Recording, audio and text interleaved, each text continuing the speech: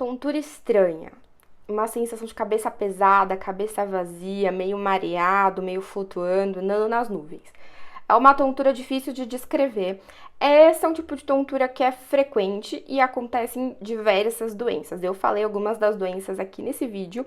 Hoje eu vou abordar especificamente uma das doenças metabólicas que pode gerar isso.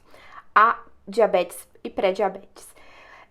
Pensando em metabolismo, né? O que é doença metabólica? Metabólica vem de uma doença que altera o funcionamento da produção ou gasto de energia das nossas células. Sim, nós vamos falar de coisas microscópicas hoje, células. E você pensa, não, mas por que a célula tem a ver com a tontura, com o cérebro, com o labirinto? Não, seu labirinto, seu cérebro é feito de células. E todas elas têm um metabolismo que depende de energia. E a principal energia que o nosso corpo utiliza é a glicose, que está em carboidratos, em açúcares, né? Carboidratos é um sinônimo de açúcar. E açúcar não tá só no doce, açúcar também tá no arroz, no pão, no macarrão, nas massas. Eu não tô colocando aqui como um demônio, que é pra você parar de comer açúcar, tá? Não é isso. Isso daí você vai conversar com o seu médico. Eu tô colocando pra você entender como é que funciona a nossa utilização disso pro nosso corpo e por que, consequentemente, uma pré-diabetes ou diabetes podem gerar o sintoma de tontura. E não só gerar o sintoma de tontura, como questões metabólicas, como a diabetes, pré-diabetes, doenças da tireoide, como o hipotiroidismo, deficiência de vitaminas, que são importantes para o nosso metabolismo, e até alguns minerais, podem levar ao mau funcionamento do metabolismo e ao sintoma de tontura, que é como essa que eu descrevi no início do vídeo. Cada uma dessas eu vou trazer um vídeo para falar hoje específico sobre uma. Então vamos lá, o açúcar que a gente consome, ele é a principal fonte de energia para o nosso corpo, que é a glicose. O açúcar, que nem eu falei, pode estar em comida salgada, tá? Não é só doce, não é só o doce que você come, não é só o doce do açúcar do café, não é só o açúcar que a gente compra. Ele também tá em massa, em pão, em bolo, em arroz, em feijão, em batata. E a gente precisa de alguma dose de açúcar, né? O nosso corpo, ele funciona à base de glicose. A principal matéria-prima de energia que ele usa é a glicose. Depois ele usa proteína. Então, ele vai desfazendo o músculo para poder transformar em matéria-prima em energia. Depois ele usa a gordura. Não vou entrar nesses detalhes, eu vou falar da glicose, né, que faz parte aí principalmente da doença da diabetes e pré-diabetes. O que acontece nessa doença? Então, uma pessoa, por exemplo, que tem diabetes tipo 2, que desenvolveu uma diabetes com o avanço da idade, ela podia ter uma dieta, uma alimentação rica em açúcares, rica em carboidratos, rica em gorduras, e isso facilitou o pâncreas dela, que é uma glândula que fica ali na barriga, a sempre estar produzindo muita insulina. Insulina é uma chave que existe para a glicose, que está caminhando no sangue, né? Essa fonte de energia que fica passeando pelo seu sangue depois de absorvida lá da comida no intestino. Para ela conseguir entrar na célula, nessa bolinha que é a célula, ela só consegue entrar abrindo uma porta. Para abrir essa porta, ela precisa da chave.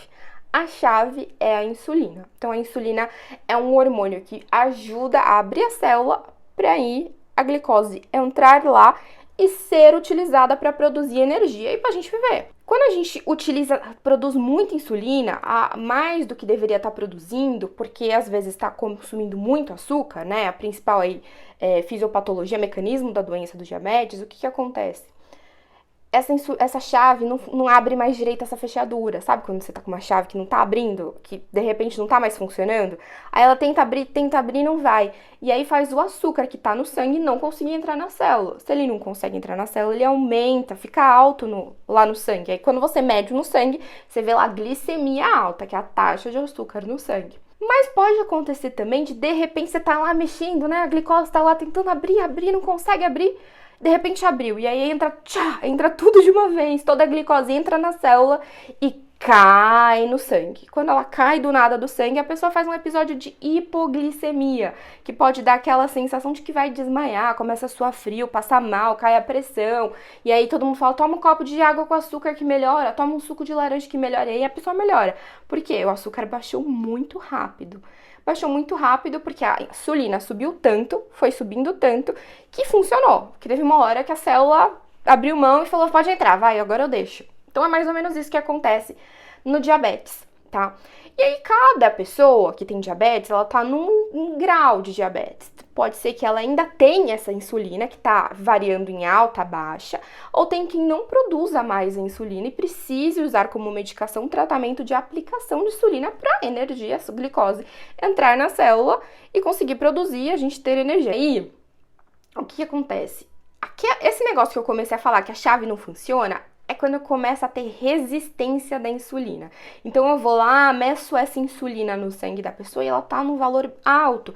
Faço uma curva glicêmica e aí eu vejo a taxa do açúcar, como você metaboliza esse açúcar, quando você toma um açúcar, como ele é absorvido no seu corpo e quanto de insulina é produzido no seu corpo em 3 horas, eu entendo se você tá tendo resistência, se você não tá tendo, se a resistência está tão alta que é uma pré-diabetes, ou é tão mais alta que é uma diabetes. Então, são critérios do exame de glicemia, hemoglobina glicada e da curva glicoinsulinêmica. Então, é por isso que às vezes o seu médico pede isso, pensando que essa pode ser a sua causa de tontura, porque quando esse metabolismo não funciona bem o labirinto, não funciona bem o cérebro, não funciona bem várias regiões do corpo e isso pode sim trazer o sintoma de tontura.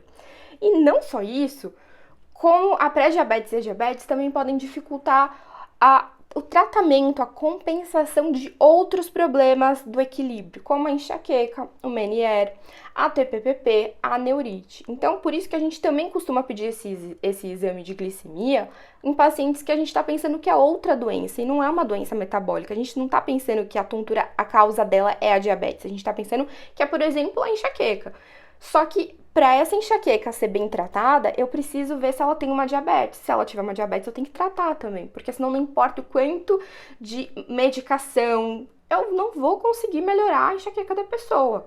Por isso que a base do tratamento de quase todas, né? A gente nunca fala sempre, nunca na medicina, mas quase todas as doenças do equilíbrio passa por cuidar de hábitos de vida. Então, por exemplo, a atividade física, ela ajuda muito a essa chave voltar a funcionar e não produzir mais tanta insulina. Por isso que a gente sempre coloca lá para o paciente na receita, fazer atividade física.